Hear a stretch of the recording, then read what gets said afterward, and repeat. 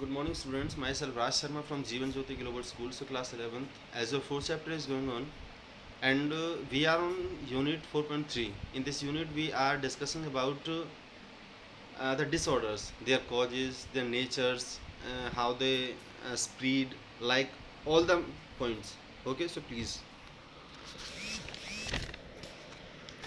dear one and all, as you can see, today we are going to discuss about autism spectrum disorder. So, what is the meaning of autism spectrum The short name is ASD. A for autism, S for spectrum, D for disorder. Disorder means विकार, spectrum means बाहरी जो दुनिया होती है, समाज होता है, and autism mean अपने आप में लीन रहना. ASD is a disorder that affects development. कि ASD जो होता है एक ऐसा विकार होता है जो किसी व्यक्ति के विकास को प्रभावित करता है. Here the spectrum refers the range of symptoms and their severity. Spectrum से मतलब यहाँ पर है कि range of symptoms किसी व्यक्ति में दिखाई देने वाले लक्षण और उनकी गंभीरता से मतलब रखता है स्पेक्ट्रम जो वर्ड है. जनरली द यंग चिल्ड्रन, आमतौर पर जो जवान जो बच्चे होते हैं with ASD have difficulties with communication, language, social skill and behaviour. आमतौर पर जो बच्चे होते हैं उन्हें किस में कठिनाई होती है? विद कम्युनिकेशन, लोगों से बातचीत करने में, लैंग्वेज, सोशल स्किल जो किस तरीके से लोगों से बोल चाल करनी है उसमें, एंड बिहेवियर किस तरीके से लोगों के साथ पेश आना, इन सब चीज़ों में उसे कठिनाई महसूस होती है ऐसे बच्चों को जो ASD से ग्रस्त होते हैं. इन अदर वर्ड्स, दूसरे शब्दों में, ASD are characterize by social interaction difficulties. दूसरे शब्दों में आप ASD को ऐसे कह सकते हो, ऐसे उसे वर्गीकृत कर सकते हो कि सोशल इंटरेक्शन डिफ़िकल्टीज़, लोगों के साथ समाज में या सामाजिक समन्वय स्थापित करने में कठिनाई महसूस होना ही ASD कहलाता है. कम्युनिकेशन चैलेंजेस, लोगों के साथ बातचीत करने का उसे एक कह सकते हो एक खतरे की तरह लेना, एक चैलेंज की तरह लेना. And a tendency to engage in repetitive behaviour, और एक ऐसी प्रवृत्ति होना बच्चे में कि वो जानबूझकर बार बार एक ही बात को दोहराता है, एक ही काम को रिपीट करता रहता है. तो ये सारे सिम्टम्स हैं ASD के.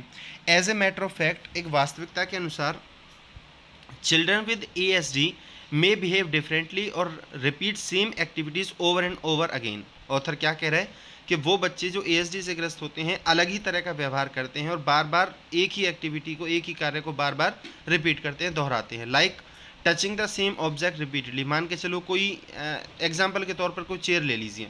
वो चेयर अपनी जगह बिल्कुल ठीक रखी है, लेकिन वो बच्चा जितनी बार वहाँ से गुजरेगा उतनी बार ही वो उस चेयर को ठीक करने की कोशिश करेगा. However, जबकि all the children with ASD don't have the same problems and or behaviors.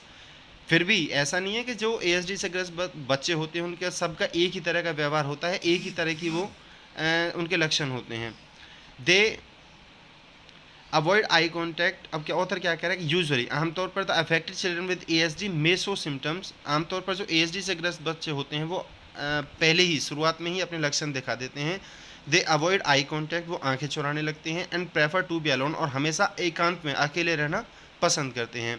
They don't like to be embarrassed. Don't like to be embarrassed मतलब उन्हें शर्मिंदगी होना बहुत अपमान होने के बराबर लगता है, मतलब शर्मिंदगी नहीं चाहते वो बिल्कुल भी, अपने आप की कोई बुराई नहीं चाहते. The repeated words and actions, वो बार बार अपने वाक्यों को और अपने कार्यों को दोहराते रहते हैं. They feel difficulties in expressing there needs and emotions, अपनी भावनाओं को व्यक्त करने में और अपनी ज़रूरतों को दूसरों को बताने में, दूसरों तक पहुंचाने में उन्हें कठिनाई महसूस होती है. They are very sensitive to taste, smell and sound. अपनी सेंसिटिव का मतलब बहुत संवेदनशील होते हैं. टेस्ट अपने स्वाद को लेकर, स्मेल अपनी गंध को लेकर, एंड साउंड अपनी आवाज़ को लेकर. अब कॉजेस के बारे में बात करें कि ऐसे आखिर कौन कौन से कारण हैं जिनकी वजह से ASD बच्चों में होता है. Research studies so that there is no single cause of the disorder. Author क्या कह रहा है कि इस विकार का ऐसा कोई एक कारण नहीं है जिसकी वजह से कह सके कि इस बच्चे को ASD होता है इसकी वजह से. हाउएवर, फिर भी the available data related to this field suggest that disorder results from different sets of casual factors such a genetic and environmental. लेकिन फिर भी जितना अभी तक हमारे पास डाटा ब्यौरा उपलब्ध है उसके बेस पे हम ये कह सकते हैं कि चाहे वो अनुवांशिक और वातावरण का के कुछ ऐसे कारक होते हैं, आम कारक होते हैं जिनकी वजह से किसी बच्चे में ASD होता है. तो सबसे पहला नंबर इसमें आता है genetic factor. These problems can happen in two ways, दो तरीक़ों से ये समस्या हो सकती है. The first is that something during foetal development that alters gene. पहली तो वो कि जब बच्चा अपने गर्भ में पनप रहा होता अपने माँ के गर्भ में, तो उस टाइम पे उसके साथ किसी तरह की कोई गड़बड़ी होना तो वो उसके जीन्स को बिगाड़ सकती है. Second way is that the child inherits problematic genes and genes from one or both parent. दूसरा ये कि उसमें दोनों माँ बाप में से, पेरेंट्स में से किसी एक को या दोनों को जब ASD होता है, किसी तरह की समस्या होती है, तो भी उसे ASD होने के चांस बहुत ज़्यादा रहते हैं। दैट इज़ वाई, इसी वजह से a child is more likely to have ASD if a parent is affected with ASD prior. Author इसीलिए कह रहा है कि इसीलिए उस बच्चे को ASD होने के चांस ज़्यादा रहते हैं जिसमें दोनों पेरेंट्स को या दोनों में से किसी एक पेरेंट्स को पहले कभी ASD रहा हो। 10% children have genetic disorder such as Down syndrome. 10% वो बता रहा है कि जिन पेरेंट्स में से किसी एक को या दोनों को कभी ASD रहा है, तो उनमें से उनके जो बच्चे होते हैं, जो उनके चिल्ड्रंस होते हैं, उन्हें 10% ये संभावना रहती है कि उन्हें डाउन सिंड्रोम नामक उनके जो ब्रेन से जो इफेक्टेड विकार होते हैं वो होने की संभावना रहती है। सेकेंड नंबर पे बात करते हैं इन्वायरमेंटल फैक्टर की।